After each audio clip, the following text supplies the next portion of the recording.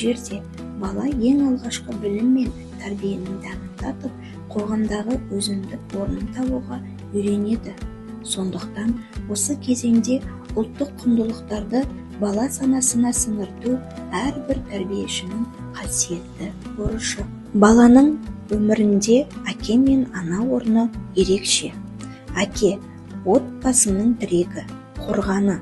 Ол тек қамқоршы ғана емес, сонымен қатар ақылшы, ұстаз, еңбекқор жан. Әсіресе шебер әке отбасы үшін нағыз алтын қолды жан.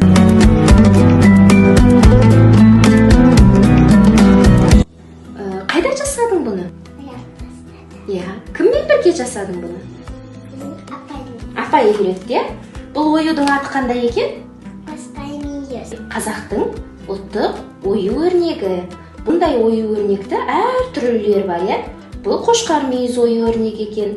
Бұндай ою өрнектерді баяғыда ата-бабаларымыз тұрмыстағы заттарға осылай бастырып салған екен. Бұл құмыраға біз қандай оюды бастырамыз? Қошқар мүйіз оюын бастырып салатын боламыз. Және де бұл құмыраны біз қайда апарамыз? Жарайсың. Ана отбасының жүрегі, берекесі мен тірегі. Оның мейірімі мен қамқорлығы шексіз, ал еңбегі көзге көрінбейтін, бірақ баға жетпес қазына.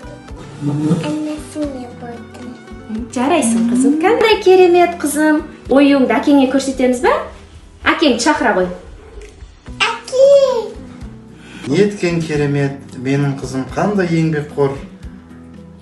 Ұлттық құндылықтарды дәріптеп, қазақтың салт дәстүрлерін әр отбасы сақтанып, осылай келешек ұрпақтарымызға өнеге ретінде қалдырып отыратын болса, өте керемет болады. Қазақтың ұлттық салт дәстүрлерін сақтап, дәріптеп жүрейік. Бала біздің болашағымыз, ал болашағымыз жарқын болуы үшін құндылықтарымызды ұмытпай жүрейік.